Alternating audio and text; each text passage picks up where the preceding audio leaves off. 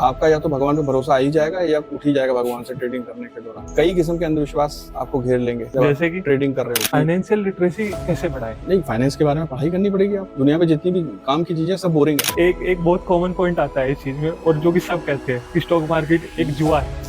जुआ तो आप बना रहे हो उस चीज को। किसने कहा आपसे उसमें ट्रेडिंग करो, स्पेकुलेशंस करो जाकर के? लेजिटिमेट प्रोडक्ट है, गवर्नमेंट जीएसटी काटती है उसके ऊपर, आपके पास शाम को बिल आता है गवर्नमेंट का एक। ऐसा कुछ नहीं है कि उसके अंदर कोई जुआ है। हाँ, खुद आलसी और आपको लगता है सब चीजें ऑटोमेटिकली आपके साथ होती है। गरीबों का एक फेमस वो नैरेटिव होता है ऑटोमेटिकली, नेचुरली। तो नेचुरली कुछ नहीं होता, ऑटोमेटिकली कुछ नहीं होता, क्योंकि खुद आप कुछ कर नहीं रहे हो तो आपको लगता है सब चीजें ऑटोमेटिकली हो रही हैं।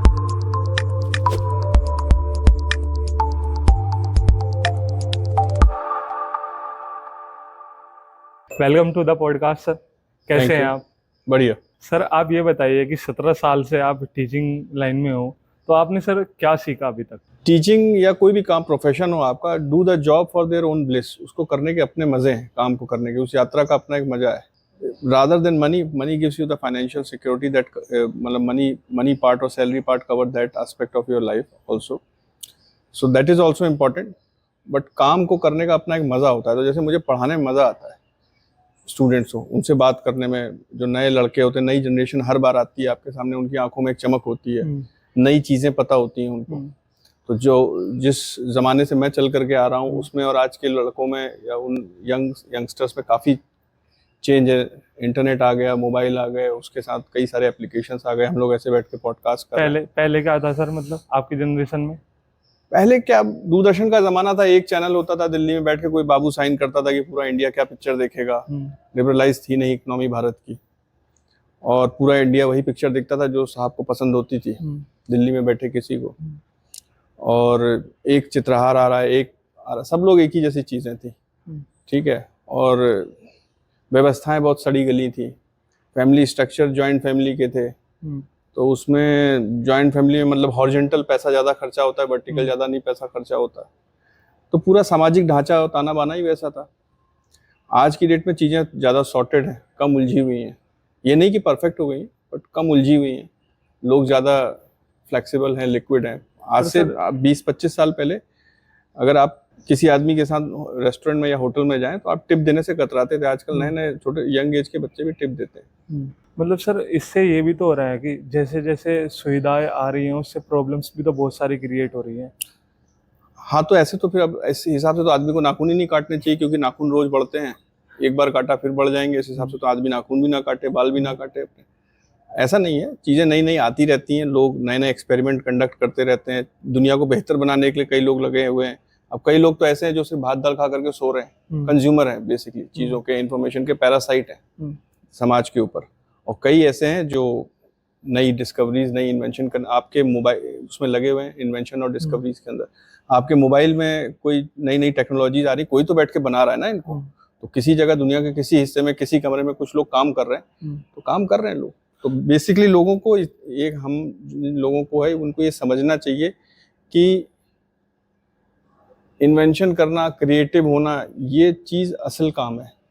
रादर देन दूसरे के बनाए हुए डेरिवेशंस को याद करना, दूसरे के बनाए हुए, दूसरे की कही गई बातों को अपना बता के कह देना और तालियां का हकदार बन जाना, उसमें असली काम नहीं है। वो असली काम नहीं है और वो असली जिंदगी है भी नहीं, उसमें कोई शौर्य है भी नहीं आपका। तो मतलब जो भी करना अपना खुद का करो, आपका अपना एक्सपीरियंस ही आपका सब कुछ है। जीवन है क्या, अनुभवों का एक वृत्तांत है।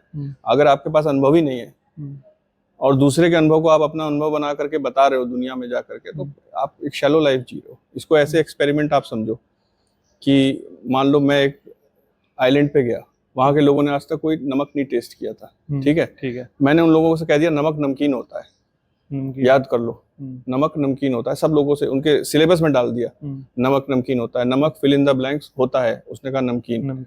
नमक मैच द फॉलोइंग्स, एक को चौथे से मिला दिया नमकीन। उनको याद हो गया, लेकिन उन्होंने कभी नमक टेस्ट ही नहीं किया हुआ है। So that knowledge is worth of anything नहीं है। उनसे किसी ने आगे चल के पूछा भी नमक कैसा होता है, उन्होंने कहा नमकीन होता है, पर उसकी कही गई बात में कोई दम नहीं है। आपने सिर्फ एक बार नमक टेस्ट करना है एंड दैट्स इट, बात खत्म हो गई। उसके बाद फिर आपको कुछ याद करने की जरूरत नहीं है। तो वो है, आप नॉर्मल आजकल के या पहले भी एक लेजिटिमेट सफरिंग होती है हर एक्सपीरियंस को अचीव करने के लिए। जो आदमी उस लेजिटिमेट सफरिंग को अवॉइड करता है वो कभी एक्सपीरियंस नहीं ले सकता, और एक्सपीरियंस नहीं होगा तो आपको बस चीजें याद करनी पड़ेगी। सर तो इस तरीके से तो हम अगर एजुकेशन की बात करें, अपने एजुकेशन सिस्टम की बात करें, वो भी ऐसे ही है कि से प्रैक्टिकली तो इतना बताया नहीं जाता, थ्योरेटिकल पे ज़्यादा विषय वो मतलब फोकस करते हैं। आपको प्रैक्टिकल करने से रोका भी नहीं जाता, आप जाएं, आपके पास टाइम है और प्रैक्टिकल करें। आजकल सारे प्लेटफॉर्म्स खुले हुए हैं, ओपन वेयर है, एजुकेशन सिस्टम है। न्यू एजुकेशन पॉलिसी में स्किल सेट पे ज़्यादा ध्यान है बजाय कि नॉलेज के। आप ज़्यादा नॉलेजेबल बने, आप ज़्यादा स्किलफुल बने, वो ज़्यादा इंपॉर्टेंट है। आप देखो ना, एक बटन काज का अगर जिसने ये इन्वेंशन किया, जैसे शर्ट पहनी आपने बटन काज, ये इन्वेंशन करने वाला आदमी, बटन काज की या आपकी जिप, चेन की जिप का इन्वेंशन करने वाला, ये आदमी ज़्यादा अक्लमंद है बजाय किसी भी दूसरे आदमी के जो दिन भर बैठ करके ज्ञान दे रहा है किसी को, दूसरों के बताए हुए, दूसरों की लिखी गई कहानियों को उनको बता करके आपको क्लास में या बाहर भी। उससे कहीं ज्यादा बेटर आदमी है जिसने कुछ एक अपने अपने हिसाब से एक पोएम बनाई या अपने हिसाब से एक लेख लिखा, अपने अनुभवों के हिसाब से, या कोई इन्वेंट किया। तो वो क्रिएटिविटी मिसिंग है आपके अंदर से। सर ये बताइए, मतलब जैसे कि स्टूडेंट्स आ रहे हैं, आपने बताया कि हर साल नए बैच आ रहे हैं, आप 17 साल से पढ़ा रहे हो, तो हर साल नए बैच आते हैं, तो स्टूडेंट्स अब के स्टूडेंट्स में और पहले के स्टूडेंट्स में क्या मेजर डिफरेंस है? अब के स्टूडेंट्स से आप क्या सीखते हो और पहले के स्टूडेंट्स जब आप पढ़ा रहे थे तो उनसे आपने क्या सीखा? मैं हमेशा स्टूडेंट्स से बात बहुत करता हूँ, ये तो आप स्टूडेंट भी रहे हो मेरे, आपको पता है, और इन्वॉल्व रहता हूँ उनके साथ। नई नई चीजें पता चलती रहती है। जैसे मान लीजिए नेटफ्लिक्स पे कौन सी सीरीज चल रही है, इतनी सारी नेटफ्लिक्स पे अच्छी सीरीज आई हुई है, जैसे हाउस ऑफ कार्ड्स है। आप देखते हो? हाँ, मैं सब देखता हूँ। बिग बैंग थ्योरी है, ठीक है, या गेम ऑफ थ्रोन आया था, या ब्रेकिंग बैड आया था। तो ये सब मुझे स्टूडेंट्स ने ही बताया कि ये सब है, इसका ये जॉनर है। इन तो बेस्ट 3 वेब सीरीज एक तो मुझे ब्रेकिंग बैड पसंद है बहुत, दूसरी हाउस ऑफ कार्ड्स, और तीसरी मैं वो क्या नाम था उसका, मनी हाइस्ट। अच्छा, मनी। हाँ, तो उसमें एक प्रोफेसर है, वो सब आगे की तैयारी करता है उसमें। मतलब वो पैसे के ऊपर ज्यादा है? हाँ, फोकस ज्यादा है पैसे के ऊपर। सर कई सारे उसमें बच्चों के पास नए टाइप के एक्सपीरियंसेस होते हैं, नए, वो डर नहीं रहे नए लड़के उनके पास, क्योंकि पहले क्या था, पहले 3 4 5 6 बच्चे होते थे, इतना पैसा था नहीं, इतनी लिक्विडिटी थी नहीं बाजार के अंदर, या लोगों की जेब में इतने पैसे नहीं होते थे, प्रायोरिटी सॉर्टेड थी, महंगाई बहुत ज्यादा थी, तो लोग इतना पैसा खर्च नहीं कर पाते थे लग्जरी चीजों के ऊपर। तो आज के लड़के नए नए एक्सपेरिमेंट कर रहे हैं, अच्छे, अपने कोई ट्रैकिंग पे निकल जा रहा है, उसके पास सुनाने के लिए एक बात है। तुम जैसे पॉडकास्ट कर रहे हो, तुम्हारे पास एक एक्सपीरियंस है, तुम you are on a learning path, और एक एक्सपीरियंस कर रहे हो आप उस चीज को, ये सब अरेंजमेंट कर रहा है आपने, ये बनाया हो, तो नए नए लोगों के साथ सीखने को नई नई चीजें मिलती रहती। सर आज के टाइम में एक ट्रेंड भी बहुत ज्यादा कॉमन चल रहा है कि जैसे अगर हम कुछ कर रहे हैं तो ड्रॉप आउट ले लो, तो इसके ऊपर आप क्या कहोगे, क्या ये सही है? ऐसा है, ड्रॉप आउट लेने का रीजन क्या है? पहली चीज तो ये है, आप ऐसे समझो, मैंने आपको एक हाइपोथेसिस दी कि 90% चांस है कोई शेयर 10% गिरेगा, और 10% चांस है कोई शेयर 200% उठेगा, तो आपको क्या स्ट्रेटेजी बनानी चाहिए? 90% चांस है? नहीं, आपको दोनों चीजें लेनी चाहिए उसमें। आपको ऊपर से शॉर्ट करना चाहिए, शॉर्ट पोजीशन भी लीजिए और लॉन्ग पोजीशन भी लीजिए। जिस दिन जो भी बनेगा, इसका नेट रिजल्ट करीब 11% पॉजिटिव है। अगर आप इसकी एक्सपेक्टेशन को, प्रोबेबिलिटीज को उसके साथ मल्टीप्लाई करके देखो, करीब 11% आता है। हम लोग क्या है, जो आम आदमी है या जो उसकी तरबियत होती है बचपन से लेकर आज तक, उसके लिम्बिक रिस्पॉन्सेज होते हैं। 3 हिस्से हैं दिमाग के, उसमें एक लिम्बिक ये क्या होता है लिम्बिक? ब्रेन के आपके 3 हिस्से होते हैं, एक लिम्बिक है, एक जो सबसे ऊपर वाला है वो न्यू फ्रंटल कॉर्टेक्स है, और बीच में एक और लेयर है उसके। तो लिम्बिक रिस्पॉन्स वो जो आपका इवॉल्व हुआ है करोड़ों सालों में, from amoeba to this multicellular body. चाहे आपको अल्जाइमर हो जाए, चाहे डिमेंशिया हो जाए, फिर भी आप खाना मुंह में ही लेकर के जाओगे, है ना, कान में तो नहीं डाल दोगे नहीं। तो वो किसने सिखाया आपको? वो आपके लिम्बिक रिस्पॉन्स के अंदर। अगर सामने से खतरा आएगा तो आप तुरंत भागोगे या लड़ोगे, दो में से एक चीज होगी आपके अंदर। खतरा सेंस करो, ये लिम्बिक रिस्पॉन्स है। न्यू फ्रंटल कॉर्टेक्स क्या होता है? वो आपको नए अनुभवों के लिए प्रेरित करता है, आगे का हिस्सा दिमाग जी। तो कई लोग इतने ज्यादा डरे हुए होते हैं कि वो हमेशा लिम्बिक माइंड से ही सोचते हैं, हमेशा डर की साइकोसिस रहती है उनके अंदर, कुछ करेंगे तो खतरा है, कुछ करें तो, वही मैंने कहा ना, लेजिटिमेट सफरिंग लेने से एक ऐसा नहीं कि आप बिल्कुल खतरनाक काम, खतरों के खिलाड़ी बन जाएं, बट एक legitimate minimum amount of suffering आपको हर काम के लिए, हर एक्सपीरियंस के लिए लेनी पड़ेगी। जो उसको नहीं लेगा वो शैलो हो जाएगी उसकी लाइफ, एक्सपीरियंस लेस रहेगा हमेशा, और दूसरों के एक्सपीरियंस को अपना बना करके सुनाता रहेगा। बस वही मायने रखता है, बाकी कुछ नहीं। बाकी किसी किताब में क्या लिखा है, किसी गुरु ने क्या कहा है, वो क्या कहा है, वो तो उनकी अपनी बात है ना। अब कृष्ण ने अर्जुन को गीता सुनाई महाभारत में, ठीक है, अर्जुन ने कितनी समझी किसी को क्या पता। ये भी बात वो तो कृष्ण कह रहे हैं कि ऐसा होता है और वैसा होता है, और चलो अर्जुन वर्दी डिसाइपल है उनका, उसको बता रहे हैं, पर अर्जुन ने क्या समझा, कितना समझा, कौन जानता है। तो कृष्ण का मैं और अर्जुन का मैं बराबर तो नहीं है। नहीं। तो वही किस्सा, अर्जुन को अपने अनुभवों से सीखना चाहिए। आपको भी, हर इंसान को अपने अनुभवों से सीखना चाहिए, वही मायने रखते हैं और वही असल चीज है। तो सर कॉलेज की क्लासेस जैसे आते हैं, कॉलेज के मतलब क्लासेस अटेंड करते हैं, तो उससे अलग भी हमें अलग अलग करिकुलम एक्टिविटीज करनी चाहिए। हाँ, हमारे कॉलेज में इतना सब कुछ होता रहता है। क्लब्स हैं, कुछ लोग देखिए क्लब्स में जाते हैं, कुछ एनसीसी में है, कोई एनएसएस में है, कोई काव्यांजलि हिंदी पखवाड़ा चल रहा है आजकल, देखो उन ग्रुप्स में, जैसे आप अपना ये काम कर रहे हो। कोई कुछ लोग ट्रेडिंग करते हैं, इक्विटी मार्केट, शेयर मार्केट में ट्रेडिंग करते हैं।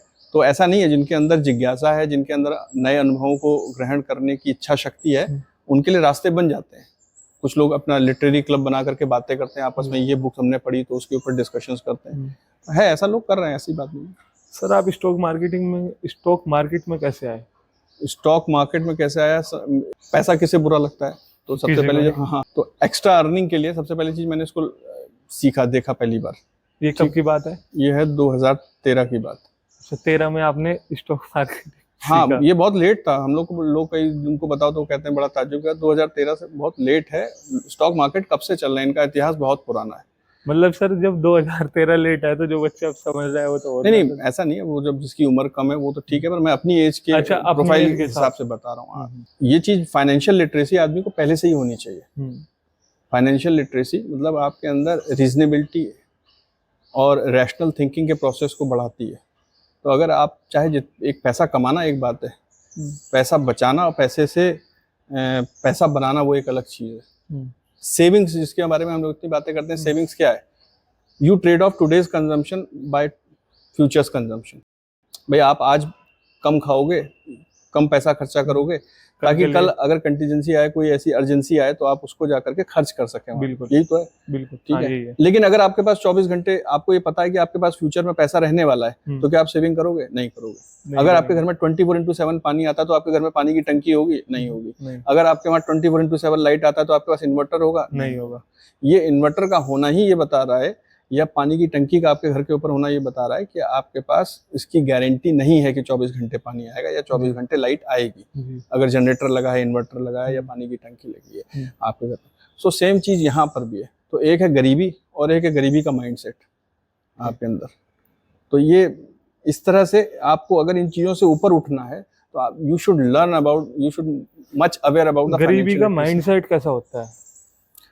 गरीबी का माइंडसेट मतलब आप हर जगह, आप केओस में भी ऑर्डर नहीं ढूंढते, हर जगह एक विक्टिम मेंटेलिटी के शिकार हो जाते हो और खुद आलसी हो, और आपको लगता है सब चीजें ऑटोमेटिकली आपके साथ होनी चाहिए। गरीबों का एक फेमस वो नैरेटिव होता है, ऑटोमेटिकली, नेचुरली। तो नेचुरली कुछ नहीं होता, ऑटोमेटिकली कुछ नहीं होता है, क्योंकि खुद आप कुछ कर नहीं रहे हो, तो आपको लगता है सब चीजें ऑटोमेटिकली हो रही हैं। ऑटोमेटिकली तो घर में जो है बर्तन भी नहीं साफ होते, और अनसर्टेनिटी से बहुत डरते हैं आप, अनसर्टेनिटी से बहुत डरते हैं। अब आप बताओ, अगर आप ये सोचोगे, अगर नॉर्मल आदमी से भी कहो कि पैसा इन्वेस्ट कीजिए 20 साल बाद इतना हो जाएगा, तो अगर आप उसको कहो, कहेगा अरे 20 साल किसने देखे।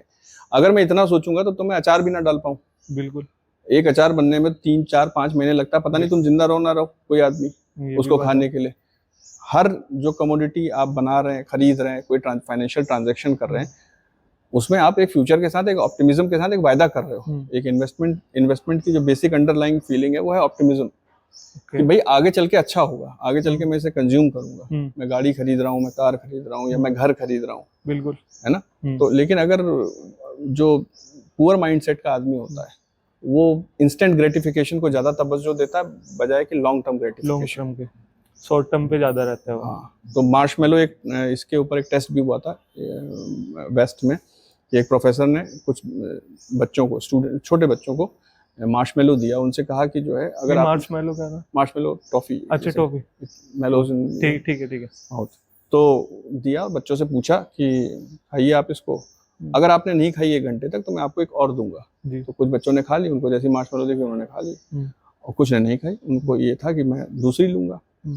तो आगे चल के जब स्टडी हुई, तो जिन्होंने तुरंत कंज्यूम कर ली थी, उनके फाइनेंशियल डिसीजंस बड़े पुअर थे इन कंपैरिजन ऑफ दोज जिन्होंने वो खाली थी, जिन्होंने नहीं खाई थी हाँ, सभी। उनसे उनके जो है, क्योंकि उन्होंने सिचुएशन, आप देखो ना बचपन से ही उसने उस पूरी प्रॉब्लम की जो फ्रेमिंग है उसको ब्रॉड फ्रेम किया, बिल्कुल, instead of narrow framing. Nehru, जो पहले वाला ग्रुप बच्चों का था, उन्होंने जिन्होंने तुरंत खा ली इंस्टेंट। बिल्कुल। तो ज्यादातर लोग इसी ऐसे ही होते हैं, वो इंस्टेंट ग्रेटिफिकेशन पे ज्यादा ध्यान देते हैं, मतलब जल्दी चाहते हैं हाँ, कि तुरंत इंस्टेंट एकदम से हो जाए। हाँ, वही वो अनुराधा वाला किस्सा, 21 दिन में पैसा डबल, जो हेरा फेरी में था ना, हाँ। वही। तो सबको वो स्कीमें, गरीब, आप देखिए जितने गरीब इलाके होंगे देश के, वर्ल्ड के, वहां पे ऐसी स्कीमें, चिट फंड स्कैम्स, अपने नीचे दो बनाओ, उनके नीचे दो बनाओ, वो और कोई चलता है हमेशा, नेटवर्किंग के नाम हाँ, से कुछ, हमेशा कोई ना कोई तीसरी जगह अमीर हो रहा होगा, और इस टाइप के फंडे जो है वहां चलते रहते हैं, शॉर्टकट्स को बड़ा प्रेफर करते हैं। तो ये, तो आपने फिर मतलब आपको लगा कि मेरे को भी अब स्टॉक मार्केट सीखना हाँ, है। कुछ एक एक्स्ट्रा मतलब मेरे पास होना चाहिए स्कीम, और दूसरी चीज मेरे पास कोई स्किल होना चाहिए जी। अब हर आदमी को ट्रेडिंग एक बार जरूर ट्राई करनी चाहिए स्टॉक मार्केट में, with limited amount of money. ये आपके अंदर कई सारे, जो आपकी व्यक्तित्व की कई सारी खामियां हैं, या उनके अंदर जो सिलवटें पड़ी हुई हैं, उनको खोल के रख देती है। जैसे आपको लगता होगा कि आप खिसियाते नहीं हो, या क्रिटिकल टाइम में आप कैसा डिसीजन लोगे। बिल्कुल। तो जब आपकी ट्रेड लगी होगी ना, और जब आपका खुद का पैसा लगा होगा उसके ऊपर, तब आपको पता चलेगा यार मैं कितनी जल्दी खिसिया जाता हूँ, मैं कितनी जल्दी डर जाता हूँ, मैं कितनी जल्दी किसी भी जंप ऑन द कंक्लूजन जिसको कहते हैं, किसी कोई प्रॉफिट हो गया तो बहुत ज्यादा खुश हो गए। और आपको बिहेवियरल फाइनेंस के बड़ी कई सारे एस्पेक्ट लगेंगे कि कैसे बायसेस, कॉग्निटिव बायसेस, या जो इंफॉर्मेशन के कई बायस्ड इंफॉर्मेशन जो आपको दी जाती है, वो कैसे आपके माइंड को हुकअप कर लेती है। वो कई सारी चीजें आपको सीखने को मिलेंगी उसके अंदर। तो एक तो हो गया उसका ये वाला पार्ट, इसमें आप ट्रेड कर रहे हो, इन्वेस्टमेंट कर रहे हो, पैसा कमा रहे हो, ठीक है, आप अवेयर हो चीजों के। बिल्कुल। और दूसरा पार्ट है इसकी ये लर्निंग है, इससे आप अपनी क्वालिटी ऑफ लाइफ को इम्प्रोवाइज करते हो। जैसे ऑप्शंस क्या है, ऑप्शंस आपकी जिंदगी है एक तरीके से, जो धीमे धीमे जिसकी वैल्यू क्या होती जा रही है, कम होती जा रही है। एक दिन बर्थलेस हो, आपने एक्सपायर हो जाना, एक आपकी भी एक्सपायरी डेट। बिल्कुल। ना उसके पहले कुछ था, ना उसके बाद कुछ है। तो वो वाली बात है। तो उसी की वजह से आपने फिर स्किल सीखी। हाँ, स्किल भी सीखा। मेरी वाइफ इसके बारे में घर में ट्यूशन भी पढ़ाती है, क्लासेस लेती है। क्लासेस करते हो? हाँ, उसकी वो क्लासेस पढ़ाती है, बाहर से आते हैं स्टूडेंट करने। मतलब प्रॉपर आपका कोर्स चलाते हो आप? कोर्स है उनका अपना एक। अच्छा। तो मैंने फिर, उन्होंने भी सीखा मेरे साथ, मैंने भी करा। तो आपसे इंस्पायर हुए? हाँ, आप ये कह सकते हैं। तो सर ये बताइए, एक बहुत कॉमन पॉइंट आता है इस चीज में, और जो कि सब कहते हैं कि स्टॉक मार्केट एक वो क्या गैम्बलिंग है, एक जुआ है। इसके पीछे क्या बात है, मतलब क्यों कहते हैं इस चीज को? एक है जयपुर में, वो राजस्थान में एक जगह है फलौदी, वहाँ पे लोग इस बात के लिए भी, मैं अगर सही बोल रहा हूँ, फलौदी नाम है उसका, तो वहाँ पे इस बात के लिए, या जयपुर में भी लोग, जैसे कोई जा रहा है और गाड़ी दाएं मुड़ेगी या बाएं मुड़ेगी, उस पर भी सट्टा लगा देते हैं। अब गाड़ी चलाना भी गुनाह हो गया, मतलब एक तरीके से देखा जाए तो। अच्छा। ऐसा नहीं है ये कहना कि कोई चीज जुआ है। जुआ तो आप बना रहे हो उस चीज को, जुआ तो आप बना रहे हो उस चीज को। किसने कहा आपसे उसमें ट्रेडिंग करो, स्पेकुलेशंस करो जा करके? लेजिटिमेट प्रोडक्ट है, गवर्नमेंट जीएसटी काटती है उसके ऊपर, आपके पास शाम को बिल आता है गवर्नमेंट का एक पूरा। ऐसा कुछ नहीं है कि उसके अंदर कोई जुआ है। हाँ, you will get carried away, तो वो एक अलग चीज है उसके अंदर। तो सर अगर कोई बिगिनर है और उसे स्टार्ट करना है, तो वो किस चीज से स्टार्ट करे? जैसे इसको ऐसे समझो, जैसे अगर आपको साइकिल चलाना है ना, जैसे मान लो कोई साइकिल चलाना, आप कैसे सीखते हो? कोई आपको पकड़ता है पीछे से, कैरियर पकड़ के आप रखता है, और आप साइकिल चलाते हो। कभी सबसे पहले तो कैंची सीखते हैं। हाँ। कैंची होता है वो। अब कैंची वाले तो लोग दिखते नहीं मेरे को, कैंची चलाते, ये पहले होता था। हाँ, वो पहले होता था। और सीखते हो आप कैसे? बस कभी गिरते हो। हमारे वक्त में कहते थे जब तक आपको एक दो चोटें नहीं लगी तब तक आप साइकिल चलाना नहीं सीख पाओगे ठीक से। ठीक है, तो अब आप साइकिल चला कैसे सीखते हो? फिर आप साइकिल धीमे धीमे over the period of experience you learn it. ठीक है, उसको करने के बाद साइकिल चलाना आपने सीख लिया, आप एक्स जगह गए, वाई जगह गए, आपने इतने किलोमीटर ट्रेवल कर लिया, रोज का डेली का कम्यूट किया, स्कूल से घर, घर से स्कूल। उसके बाद आप उसमें कोई स्किल एड ऑन नहीं करते ना, आप एक पहिए पे नहीं चलाते साइकिल को, बिल्कुल ना यूं घुमा रहे होते हो। तो कई लड़के लेकिन वो भी कर रहे होते हैं। तो ये आपकी टेम्परामेंट, आपकी जिसको कहते हैं ना हंगर के ऊपर डिसाइड करता है कि आप कितना आगे तक ले जाना चाहते हो। तो सर पहला स्टेप क्या हो कि मतलब उसे ट्रेडिंग में जाना चाहिए, उसे इन्वेस्टिंग में जाना चाहिए, एसआईपी करनी चाहिए, म्यूचुअल फंड में जाना चाहिए? पहले अपनी फाइनेंशियल लिटरेसी को बढ़ाना चाहिए। पहले जानो तो सही कि क्या है एसआईपी। फाइनेंशियल लिटरेसी कैसे बढ़ाए? नहीं, फाइनेंस के बारे में पढ़ाई करनी पड़ेगी आपको। दुनिया में जितनी भी काम की चीजें सब बोरिंग है। दुनिया में जितनी भी काम की चीजें हैं सब बोरिंग है। पढ़ाई करना बहुत बोरिंग है, जीवन बहुत बोरिंग है, दुख है उसके अंदर। बुद्ध ने कहा है ना, जीवन का सार दुख है। तो वही है, पढ़ाई करनी पड़ेगी, बोरिंग है, उसमें कोई ऐसा चटपटा मसाला नहीं है कि मैं आपको ऐसे पुड़िया बांध के दूंगा और आप सीख जाओगे। वो करना ही पड़ेगा, बिना उसके नहीं हो सकता। आप दूसरे के एक्सपीरियंस से साइकिल चला लोगे? नहीं। आप फिजिक्स की क्लास में सेंटर ऑफ ग्रेविटी और वो मोमेंट्स और रोटेशन फोर्सेस के बारे में पढ़ करके साइकिल चला लोगे? बिल्कुल। आपको बैठना पड़ेगा, करना पड़ेगा, गिरने का जोखिम उठाना पड़ेगा। उसी तरह ट्रेडिंग में या इन्वेस्टमेंट के अंदर भी है।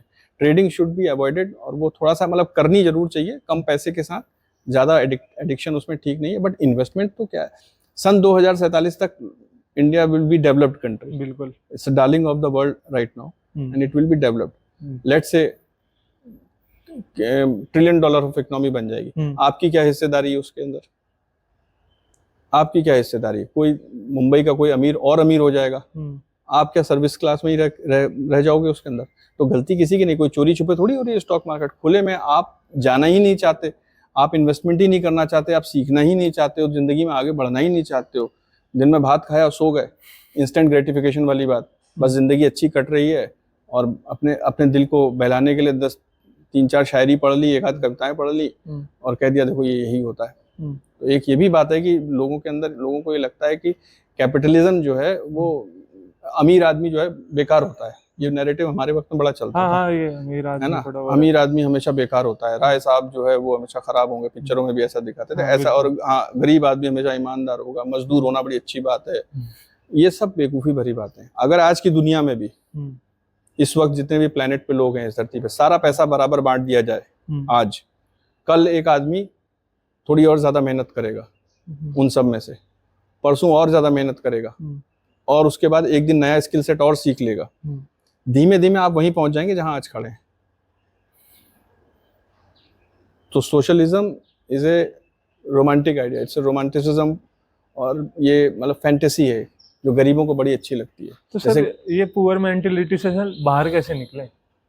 आपको पहले ये समझना पड़ेगा ना, ये कि पैसे को लेके जो आपका आग्रह है वो क्या है, किस तरह से आप उसको रिजॉल्व करना चाहते हैं, पैसे के इश्यूज को, मनी इश्यूज को। रूल भी चलता है कि अगर आप जितना कमा रहे हैं उसमें से 80% इन्वेस्ट करो, 20% आप अपने एक्सपेंसेस पे करो। तो इसका कुछ ऐसा रूल है आई थिंक? रूल्स तो हैं इसके कई सारे हैं कि भाई आप यंग एज में हो, अल्फा स्टेज बोलते हैं, उसको फाइनेंशियल प्लानिंग में alpha, bravo, charlie, delta, echo, foxtrot आती हैं उसमें, ABCD है। अच्छे फंड्स में इन्वेस्ट करके, साधारण नहीं तो कुछ नहीं तो आप गोल्ड में, जैसे गोल्ड है, आप फिजिकल गोल्ड खरीदो, बिल्कुल, उसको खरीद करके रखना एक समस्या है। कितने दिन पहनता है कोई, अगर ज्वेलरी पहनता भी आपके घर में? बहुत रेयर ही पहन के जाओ तो एक समस्या है, कहीं कोई छीन ना ले, कोई गिर ना जाए, ठीक है, उसके ऊपर मेकिंग चार्जेस करते हैं। इससे अच्छा आप पेपर गोल्ड क्यों नहीं खरीदते हो, गोल्ड बीज क्यों नहीं खरीदते हो? लेजिटिमेट प्रोडक्ट है, स्टॉक मार्केट के अंदर में खरीद के रखिए, वो भी वैसे ही बढ़ता है जैसे गोल्ड का प्राइस बढ़ेगा वो भी बढ़ेगा। अगर गोल्ड का भाव गिरा तो आपके घर में रखे सोने का भाव भी गिर गया है, भले ही आपको रियलाइज नहीं हो रहा, you can physically touch that, but that is also declining. तो आप मतलब ये इसमें ये भी सजेस्ट नहीं कर रहे हैं कि आप सीरीज में लाइफ को जिए कि आज इतना कर लेते हैं फिर कल अच्छा करेंगे। पैरेलल में जिए लाइफ को आप कि भाई मैं ये भी कर रहा हूँ, ये भी कर रहा हूँ, इसके साथ एक हिस्सा मैं अपनी सेविंग्स को भी दे रहा हूँ, बिल्कुल, और सिस्टमेटिक प्लानिंग कर रहा हूँ। तो अगर आपने फाइनेंशियल प्लानिंग आला तरीके से करी है तो देयर इज नो डाउट कि आप you will achieve financial freedom at the age of somewhere between 40 to 50 if you are a good financial planner, if you are in the मतलब if your money is in the good hand of financial in the hand of a good financial planner, or you yourself are a good financial planner, you can achieve this thing. Sir right now आप क्या क्या कर रहे हैं stock market में? Stock market में हम लोग तो खैर रोज ही ट्रेडिंग करते हैं। अच्छा, ट्रेडिंग? हाँ, कौन से वाली? क्योंकि सर ट्रेडिंग भी एक आ जाता है। हम लोग ऑप्शंस ट्रेड करते हैं। अच्छा, ऑप्शंस ट्रेड करते हैं, और करेंसी ट्रेड्स तो खैर बंद हो गई, पहले करेंसी भी ट्रेड किया करते थे, कमोडिटी भी ट्रेड करते थे, अब सिर्फ इक्विटी में और इंडाइसेस के अंदर ट्रेड करते हैं। सेविंग्स के जो प्रॉफिट वगैरह जो भी आता है उसका नेट उसको हम लोग निफ्टी 20 खरीद लेते हैं। तो निफ्टी क्या है, कंपोजिट इंडेक्स है 50 कंपनियों का जी, उसको हम लोग खरीद करके सेविंग कर लेते हैं उससे। तो ट्रेडिंग भी करते हो आप साथ के साथ? हाँ, ट्रेडिंग भी करते हैं साथ ही साथ, और स्टॉक्स एक्यूमुलेट करते रहते हैं। जैसे SBI का स्टॉक है। मतलब ये क्या होता है एक्यूमुलेट करना? मतलब स्टॉक खरीद लेते हैं, खरीद करके रख लिए अपने पास। अच्छा, अब अगर देश तरक्की करेगा तो मैं ये मानता हूँ स्टेट बैंक ऑफ इंडिया भी तरक्की करेगा और कंपनीज भी तरक्की करेंगे। कई कंपनीज जेन्युइनली जिनको पैसे की रिक्वायरमेंट है तो वो अपना IPO लेकर के आई, आपने रिटेल बतौर रिटेल उसके अपनी भागीदारी बढ़ाई, वो अगर उनकी कॉर्पोरेट गवर्नेंस आला दर्जे की है, they will grow and you will grow with them also. तो सर IPO खरीदना चाहिए? ये पहले मतलब अगर हम स्टार्ट कर रहे हैं तो सीधा स्टॉक में ही जाना चाहिए। पहले तो मैंने आपको बताया ना, पहले थोड़ा सा उसके बारे में पढ़ाई मतलब करो। जानने के बाद की हाँ, बात जानने के बाद फिर आप थोड़ा मार्केट में ट्रेडिंग करो पहले। तो उस एक होता है ट्रेडिंग करना, जी। और दूसरा होता है उस कागज पे ट्रेडिंग करना, पेपर ट्रेड करना, कि बैलेंस शीट आप निकाल रहे हो, उसका ईपीएस इतना आ रहा है। एक होता है उसको मोनेटाइज करना अपनी नॉलेज को, और फिर उसके बाद उसको महसूस करना।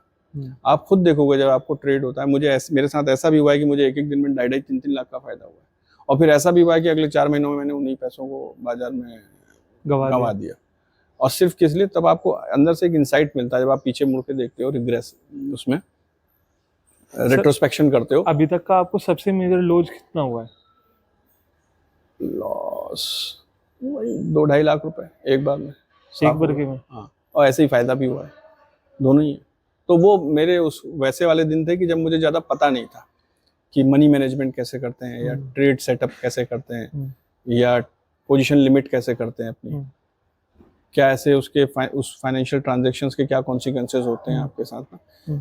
टैक्स उसमें देखना एक बहुत जरूरी होता है। टैक्स ब्रोकरेज के बाद आपका मुनाफा निकल के आना चाहिए। आप दिन भर टाइम लगा रहे हो किसी चीज के ऊपर, तो 500 रुपए के लिए थोड़ी लगा रहे हो, या 1000 रुपए के लिए थोड़ी लगा रहे हो। एक ऐसा अमाउंट, hefty अमाउंट होना चाहिए उसके अंदर कि मेरे को लगे कि मैंने दिन भर कुछ काम किया है। Then it is worth of investing time, otherwise it is not.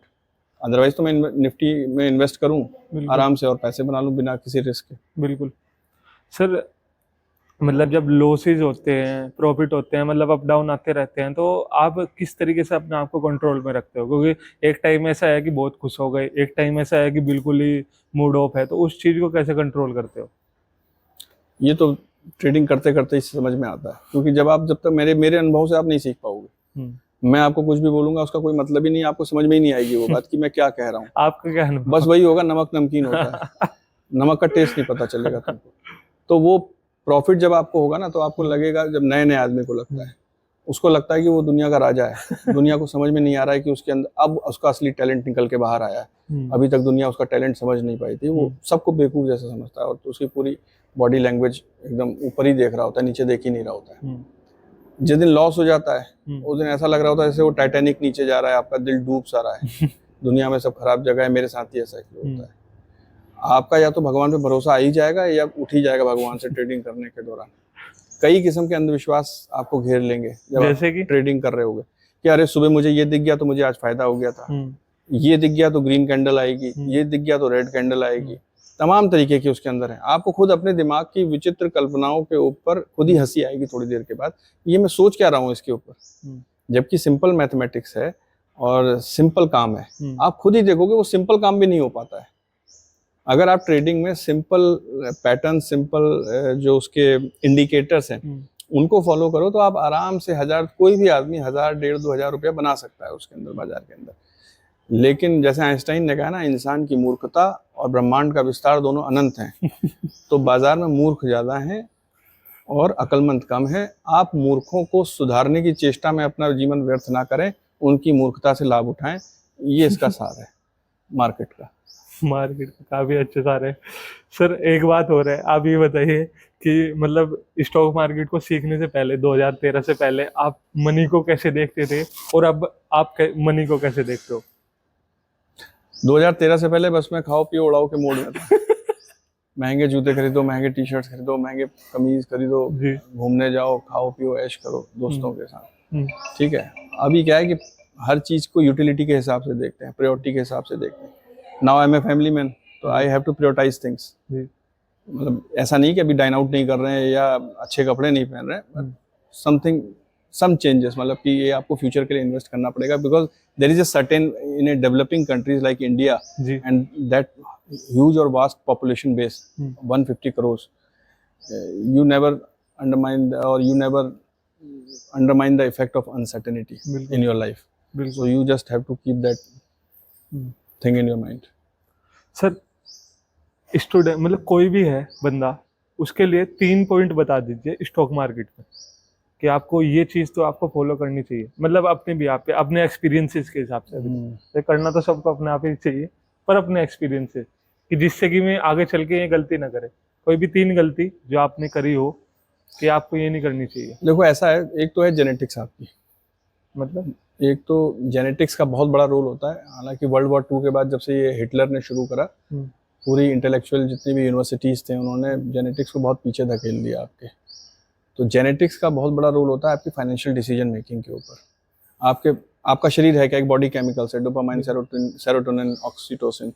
Eight a certain time how you will respond to a certain stress. कुछ लोग बड़े काम रहेंगे, कुछ लोग पैनिक हो जाते हैं, एंजाइटी हो जाती है उनको। और ये इर्रिस्पेक्टिव ऑफ आपने कितना ही बड़ा एग्जाम पास कर रखा हो, कितनी बड़ी जगह पर पोस्ट पे आप बैठे हो, कितने ही अमीर आदमी आप हो, कई लोगों के अंदर वो स्ट्रेस के प्रति रिस्पॉन्स जो होता है वो बहुत ही पुअर ग्रेड का होता है। तो ऐसा आदमी अगर मार्केट में आकर के बैठ जाए, जो जरा जरा सी बातों पे एंग्शियस हो जाता है, बिल्कुल, जो जरा जरा सी बातों पे चिढ़ जाता है, खिसिया जाता है, और जिसको जरा जरा सी बातों पे कि हमारे साथ ऐसा कैसे हो सकता है या मेरा लॉस कैसे हो सकता है, तो बाजार उसको ऐसा पीटता है। क्योंकि बाजार है समंदर पैसों का।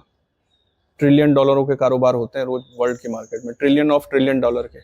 उसमें आपके 1000 रुपए, 10,000 रुपए, 1 करोड़ रुपए, 10 करोड़ रुपए, 100 करोड़ रुपए भी कोई अहमियत नहीं रखते। 100 करोड़ भी? हाँ, लोटे की तरह होते हैं। ये एक लोटे से या एक चम्मच से पानी निकाल लिया आपने समंदर से, उतना पैसा होता है। आपको क्या लग रहा है, आप 100 करोड़ रुपए डालोगे, अगर HDFC के शेयर उठाओगे तो शेयर को भगा लोगे, या निफ्टी भाग जाएगा आपके 100 करोड़ रुपए से? बहुत मार्जिनल पॉइंट्स के फर्क पड़ेंगे उसके अंदर, बहुत बड़ा इम्पैक्ट, और थोड़ी देर में वो इम्पैक्ट पी भी जाएगा बाजार उसको। तो बहुत ज़्यादा पैसा लगता है बाजार के अंदर। तो एक तो पॉइंट ये है कि पहले आप अपनी बायोलॉजिकल मीन के साथ कंफर्मेशन में रहें, देखें कि आपके घर के लोग कैसे हैं, जल्दी चिढ़ जाते हैं, आप किस इन्वायरमेंट में पैदा हो। जैसे नॉर्थ इंडियन है, नॉर्थ इंडियन के अंदर बिजनेस करने का ज़्यादा सेंस नहीं है। 24 घंटे खून सवार रहता है सबके सर पे। किसान परिवार है, ज़्यादातर लोग किसान हैं, और वो हिस्ट्री ऐसी रही है हमारी कि जो आया ऊपर से यहीं पे आया प्लंडर करने। तो एक अनसर्टेनिटी, एक डर, एक पैट्रियार्कल सोसाइटी का प्रेशर, एक सामंतवाद, फ्यूडलिज्म, है ना, जो विच जस्टिफाइज सब लोग नॉर्थ इंडिया में सरकारी नौकरी के पीछे क्यों भागते हैं। एक बार साहब बन जाए बस फिर ठीक है, सब मौज है, वो है। जबकि आप वेस्ट इंडिया में अगर जाएं, जो गुजरात है, मुंबई है, केरला और साउथ इंडिया में जाएं, लोग वहाँ पे बिजनेस करना ज़्यादा प्रेफर करते हैं। आप यहाँ पे देखो ना, हर चीज़ पावर से जुड़ी हुई है नॉर्थ इंडिया में। आप साइंस साइड के स्टूडेंट हो, पावरफुल हो, 10th क्लास से ही शुरू हो गया। आर्ट साइड का स्टूडेंट को नीचे देखते हो आप नीचे जाओ, वहाँ ऐसा नहीं है, वहाँ कॉमर्स के स्टूडेंट की भी वैसे ही बराबर में चलते हैं, ह्यूमैनिटीज के स्टूडेंट और कॉमर्स के और साइंस के स्टूडेंट। तो एक तो ये है मेंटेलिटी कि पैसे को लेकर का, पैसा आपकी तवज्जो नहीं, पावर आपकी तवज्जो है, पावर कॉन्शियस है यहाँ आदमी। तो पैसे को समझने के लिए आपको पहले उसकी पूरी जो इकोसिस्टम है उससे वाकिफियत होनी चाहिए कि डिमांड सप्लाई का गेम क्या है। ऐसा नहीं कि प्याज अगर 1000 रुपए किलो हो जाएगा तब भी आदमी प्याज खाएगा, आदमी प्याज खाना छोड़ देगा, तो डिमांड ही कम हो जाएगी। तो चाहे सप्लाई का आप कांस्टेंट भी बना लो तो भी उसका प्राइस ऑटोमेटिकली नीचे आ जाएगा उस कमोडिटी का। बेशक किसी ना किसी का नुकसान होगा इस ट्रांजैक्शन में, ये तो है। तो पूरा पैसे का इकोसिस्टम आपको समझ में आना चाहिए। तो ए पॉइंट ये हो गया कि पहले आप ये देख लो कि आपका बायोलॉजिकल मीन कहाँ पर है। कहीं ऐसा तो नहीं आप बहुत जल्दी चिढ़ जाते हो, आपके घर में, आपके मोहल्ले में, आपके शहर में, आपके इलाके में ऐसा माहौल है जहाँ आप डिसीजन नहीं ले पाते ठीक तरीके से, ठीक है, by virtue of money, by virtue of your post rank, by virtue of your age also. आप छुप सकते हो, ले सकते हो, लेकिन जब आप क्रिटिकल टाइम आएगा ना डिसीजन लेने का, मार्केट में ट्रेडिंग करते हुए, उस दिन देखेंगे कि आप में कितना दम है, आप कितनी जल्दी बड़े बड़े मैंने देखे हैं और उनकी हालत हो जाती है खराब, उनकी पता चल जाता है कितनी पुअर डिसीजन मेकिंग है उनके अंदर। तो क्रिटिकल टाइम पे अगर आप डिसीजन ले पाते हो, दैट डिसीजन मैटर्स। मतलब ये हमारी साइकोलॉजी को भी स्ट्रॉन्ग कर देता है। वरना कॉफी की टेबल में तो सभी कुछ अच्छा है, बिल्कुल, जिस दिन आग लगेगी उस दिन देखते हैं कौन खड़ा रहा कौन भाग गया, वो वाली बात होती है। अच्छा। है ना, एक तो दो ये हो गए। दूसरा अपना फाइनेंशियल लिटरेसी बढ़ाइए।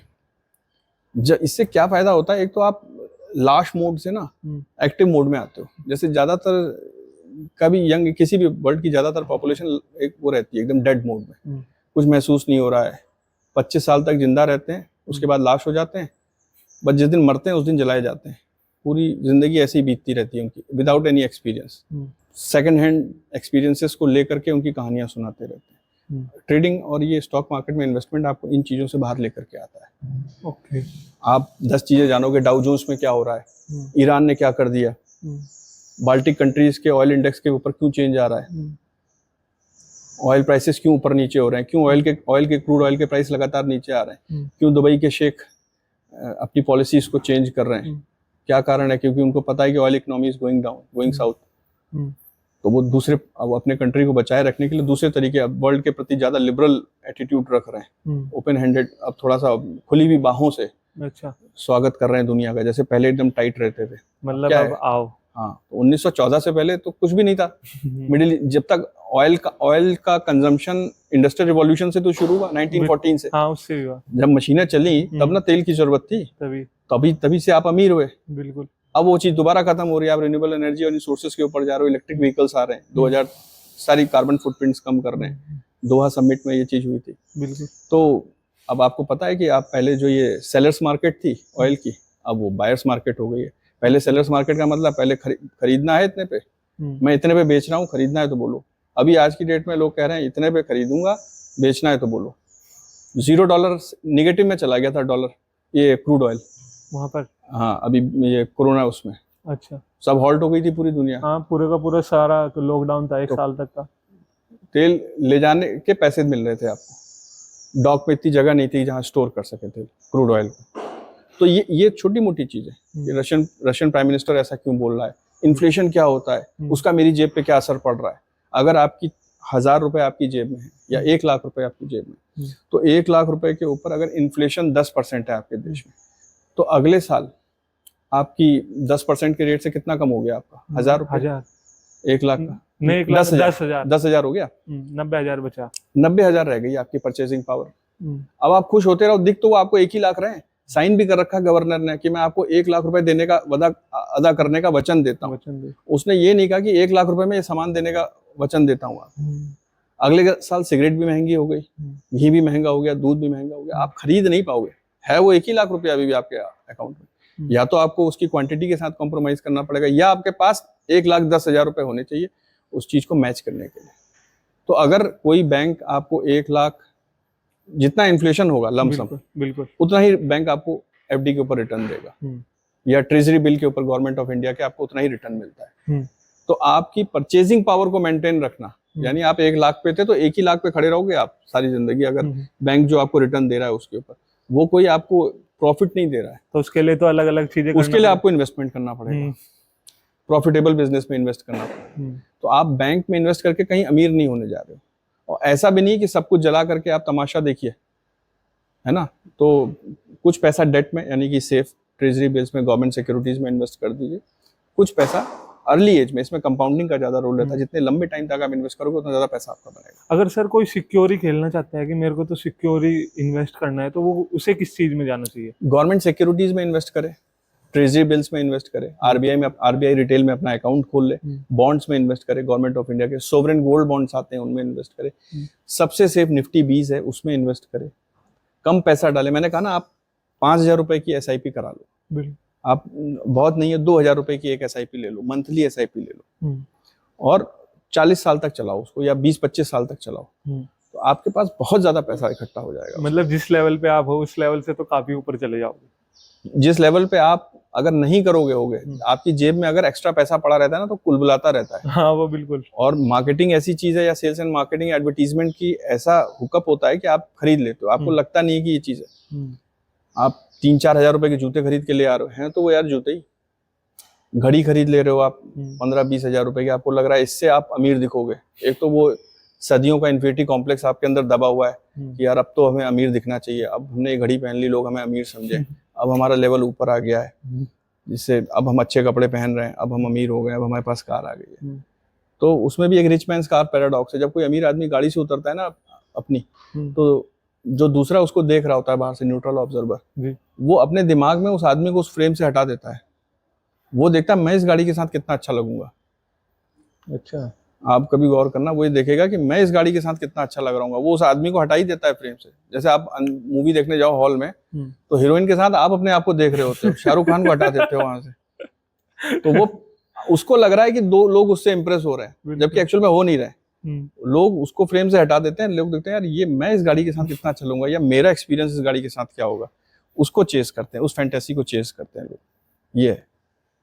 तो इससे आपको ट्रेडिंग या ये सब चीजें करने से सबसे इंपॉर्टेंट चीज होती है, आपके दिमाग के जाले हट जाते हैं। Okay, delusional life. ये फाइनेंशियली लिटरेसी की बात की थी आपने, तो इस चीज को किन किन तरीके से हम बढ़ा सकते हैं? कौन कौन से ऑप्शन है हमारे पास? फाइनेंस की किताबें आती, फाइनेंशियल लिटरेसी के लिए किताबें। आप पढ़ते हो? हाँ, बिना, मैं तो पढ़ा ही फाइनेंस रहा हूँ, पढ़ते क्या हो जो। तो सर रिकमेंड कीजिए फिर। एक तो है इंटेलिजेंट इन्वेस्टर, ठीक इंटेलिजेंट है। इन्वेस्टर। एक है प्रोफेसर नसीम निकोलस तालिब की है, randomness and how it fooled us in our daily life, जी, या randomness and how it fooled us in our daily life. ठीक है सर। ये professor doctor Nassim Nicholas Taleb की है, ठीक है। और डैन एयरले की बुक है प्रेडिक्टेबिलिटी और रैशनैलिटी के ऊपर, वो पढ़ लीजिए आप। प्रोफेसर डैनियल कैनमैन के वीडियो लेक्चर्स हैं, या क्या नाम था उसका, थिंक फास्ट और एक करके किताब है, नाम think fast and grow rich. और sir rich dad poor dad?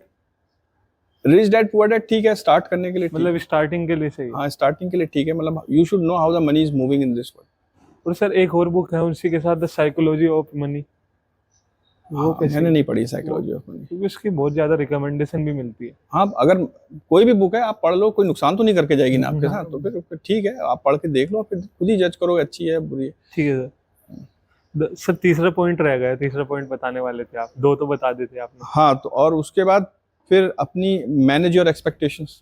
जब आप हैं, मैनेज योर एक्सपेक्टेशन। अब आपकी एक्सपेक्टेशन ये है कि आप 5,000 रुपये लेके बाजार में उतरे जी, और आपको ये लग रहा है कि अगले 1 साल में आप करोड़पति बन जाओगे, तो ऐसा कभी नहीं होने वाला बाजार में। उससे अच्छा है कि आप ड्रीम 11 में सट्टे लगाओ, उससे ज़्यादा चांसेस उधर हैं आपके। घोड़ों की रेस पे तो पैसे लगा नहीं रहे हो आप, शेयर है, कंपनी के बढ़ने का एक रेट होता है, रिटर्न्स के एक रेट होते हैं। तो ये फैंसी जो स्टॉक्स या टिप्स के चक्कर में पड़ जाते हैं, वो बर्बाद हो जाते हैं। Manage your expectation. आप over the long period of span of a time, जो वॉरेन बफे जैसे लोग भी 14 से 18% से ज़्यादा रिटर्न नहीं निकाल सकते सालाना बाजार से।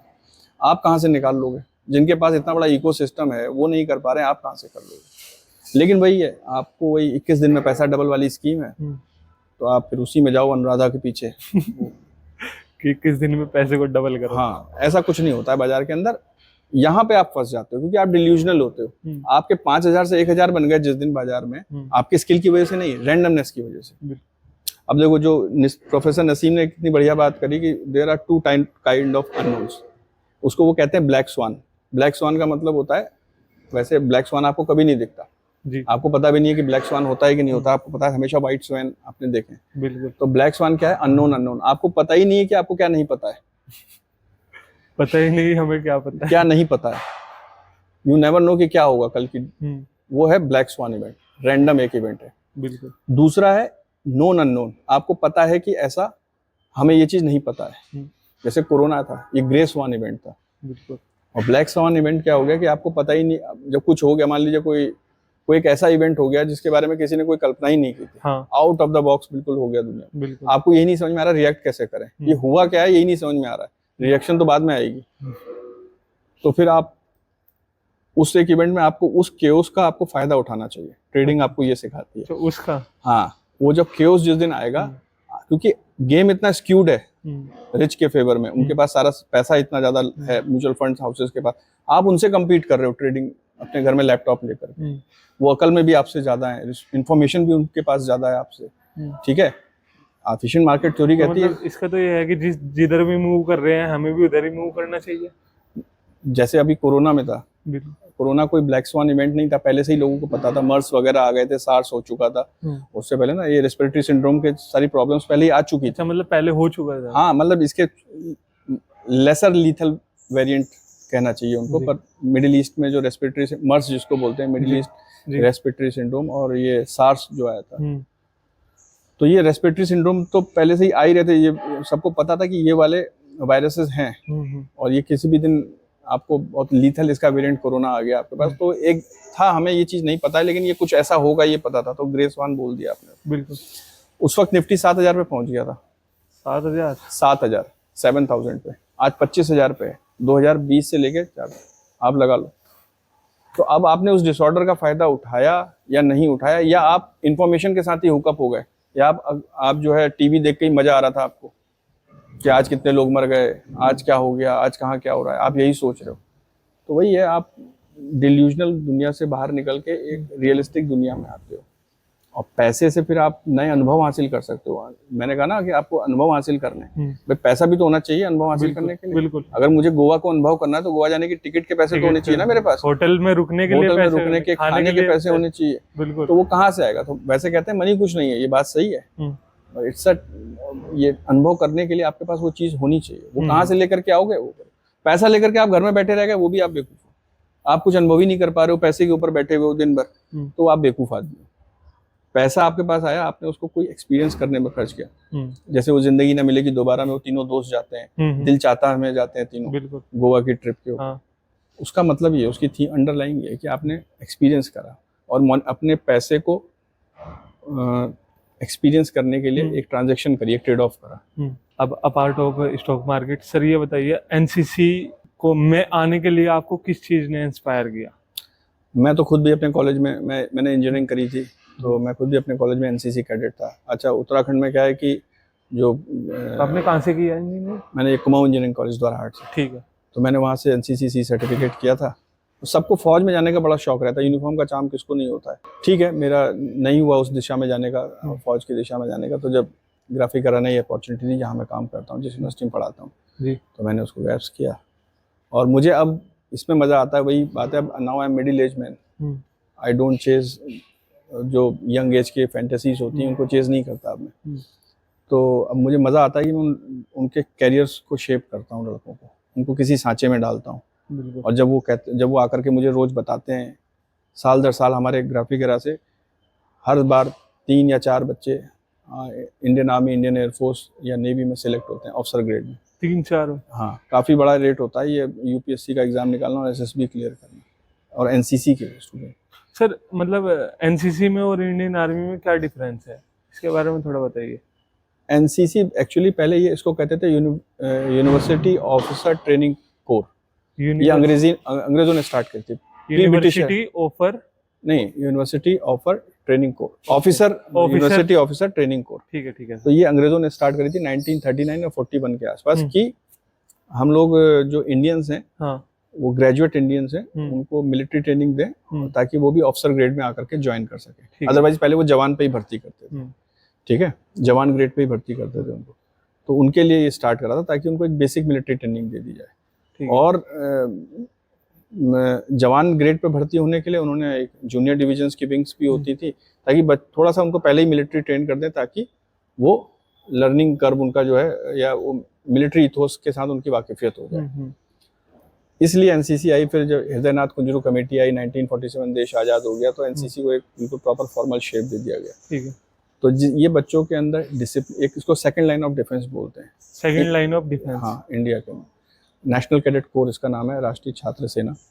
और समझिए कि आपकी फौजें बाहर चली गई, कोई ऐसी कैलामिटी हो गई या ऐसा कंडीशन आ गई कि आपकी मैक्सिमम फौज को डिप्लॉय कर दिया गया, हालांकि ऐसी कोई नौबत आती नहीं। फिर भी उस वक्त कोई ऐसे केओस के टाइम में कोई एक ब्लैक स्वान इवेंट हो गया, तो आपके पास एक ऐसी वर्कफोर्स है जिसको रेजिमेंटल वे ऑफ लिविंग से जिसकी वाकिफियत है, जिसको ये पता है कि कैंप ऐसे सेटअप किए जाते हैं, डीटीएल, डीप ट्रेंच लैट्रिन्स ऐसे बनाई जाती हैं, कुक हाउस ऐसे इस तरफ रखा जाता है, और एक कैंप को ऑर्गेनाइज करा जाता है। एक मूवी थी अक्षय कुमार की, क्या नाम था उसमें, जिसमें वो इराक में फंस जाता है, और वो एयरलाइन था। हाँ, एयरलाइन थी क्या, जो भी था, उसमें उसको कैंप सेटअप करना पड़ता है, इतने लोगों की राशनिंग करनी पड़ती है खाने के लिए।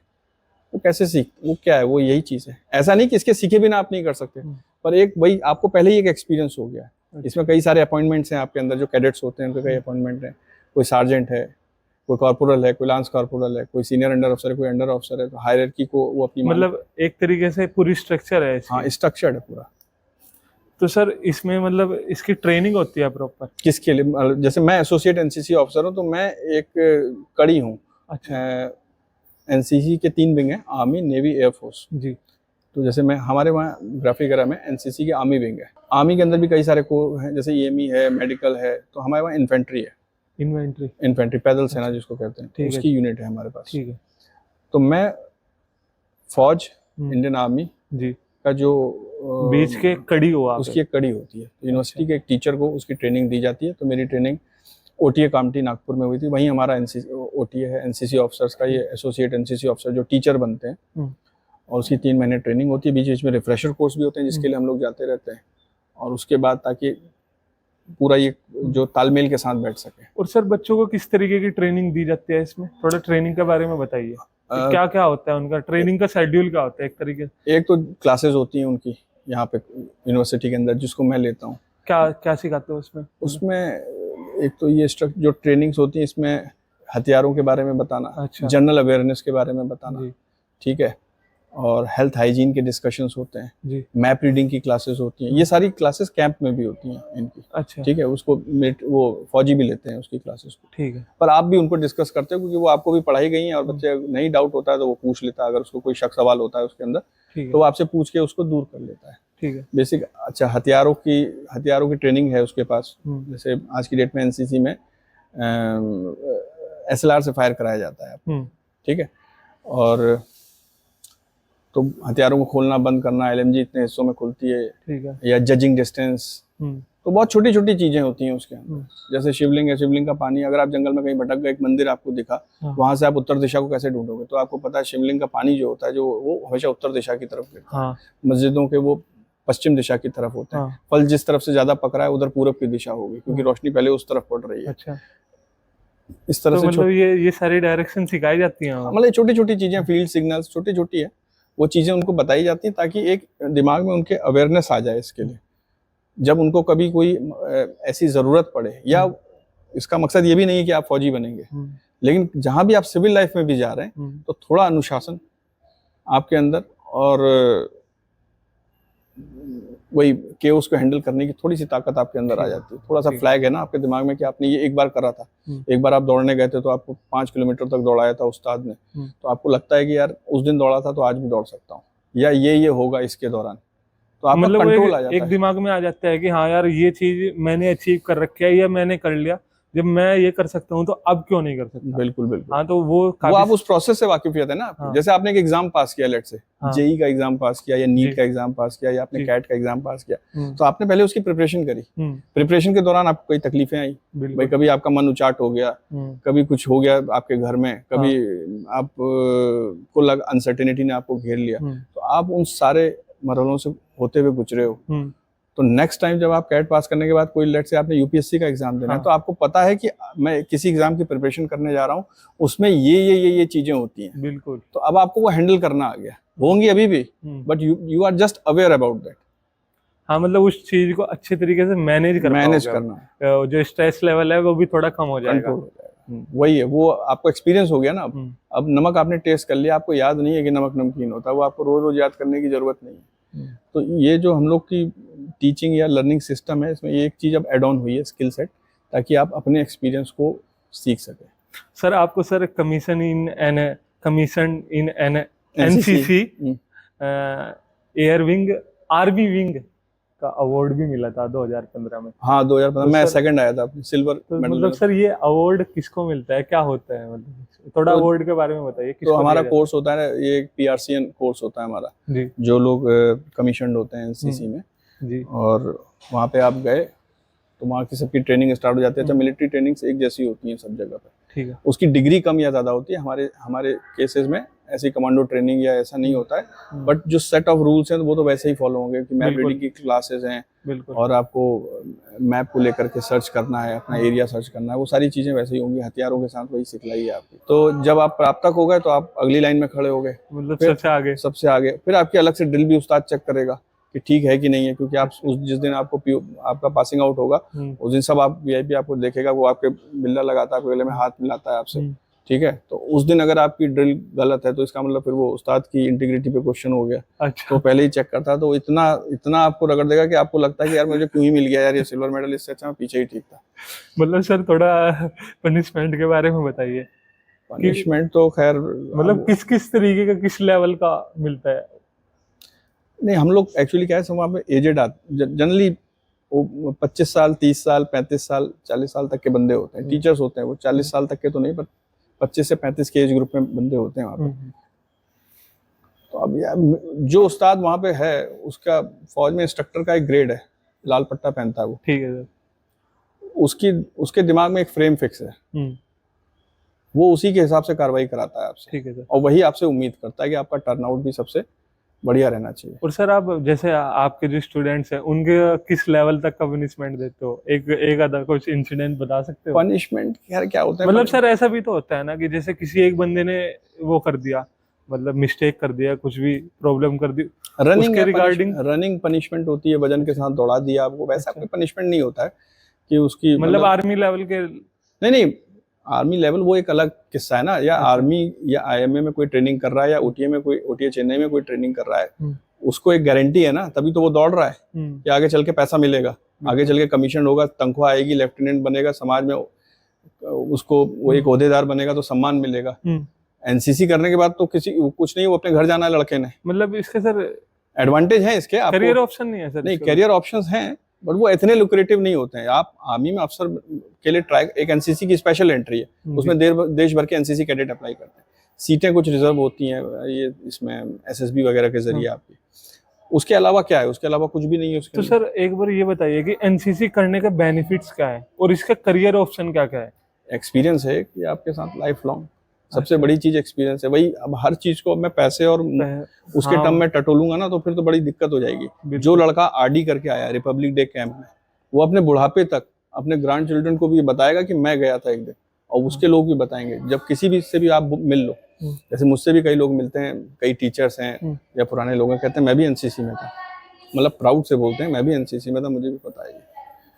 तो ये चीज है एक्सपीरियंस। हाँ, तो वो एक्सपीरियंस जो आरडी का मिल रहा है, आप देश भर के कैडेट आ रहे हैं, आप राजपथ पे चल रहे हो, सुबह 2:30 बजे आपको उस्ताद उठा दे रहा है परेड के लिए, ठंड में 26 जनवरी की परेड होती है, उसकी ट्रेनिंग जनवरी से शुरू हो जाती है, 1 जनवरी से जी। और सिलेक्शन उससे पहले से चल रहा होता है आपके यूनिट डायरेक्टरेट लेवल पे, अच्छा, फिर यूनिट लेवल पे, फिर ग्रुप लेवल पे, ठीक है, unit group then directorate and then inter directorate, वहां पे जाती है डायरेक्टरेट से छठ के लड़के, उसमें से फिर राजपथ के लिए सिलेक्शन होता है। तो वो जो शौर्य है ना, वो फिर उसका आप कंपैरिजन पैसे से, उस अनुभव का आप कंपैरिजन पैसे से या इन चीज़ों से नहीं कर सकते कि मैंने ये क्या किया था। वो आपके, वो बस उसी लड़के का है और उसी के साथ रहेगा वो हमेशा। जैसे मेरा एक लड़का है, उसमें भी गया था वाईपी में, अच्छा, तो है उसके साथ ये एक्सपीरियंस है करा, उसने बड़ा मुकाम हासिल किया है।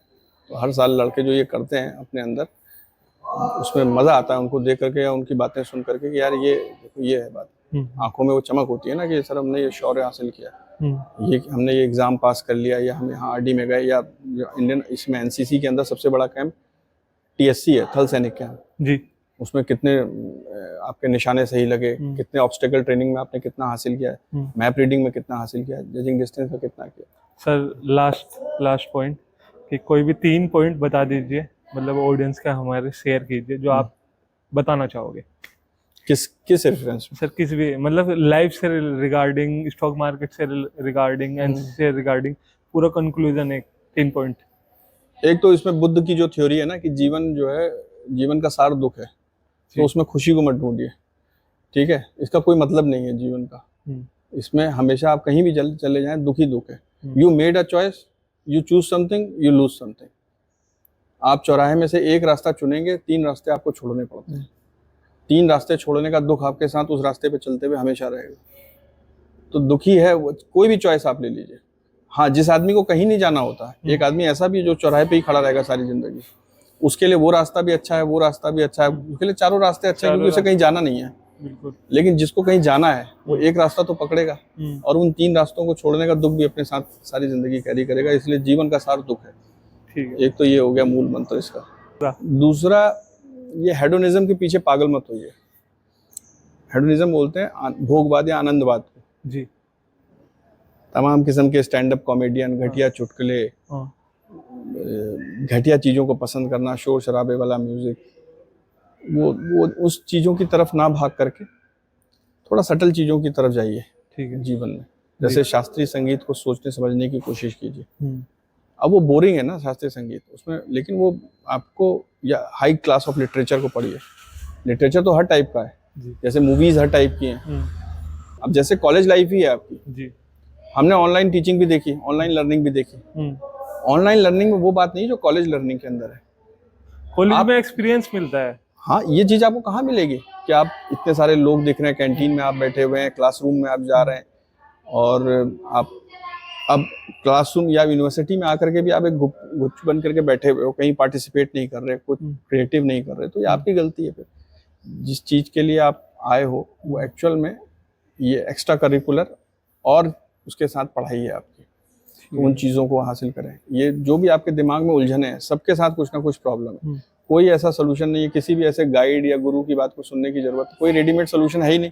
मैं एक स्टेटमेंट इशू कर दूं आदमी को ऐसा करना चाहिए, तुम्हें क्या पता दूसरे के ऊपर क्या गुजर रही है, तुमने क्या महसूस किया है कि उसके साथ क्या हो रहा है, तो तुम क्या रेडीमेड सोल्यूशन उसको पकड़ा रहे हो। आप उस दूसरे की बात सुनिए जरूर, पर उसको अपने हिसाब से कैलिब्रेट करके एज्यूम करके चलिए, ठीक है।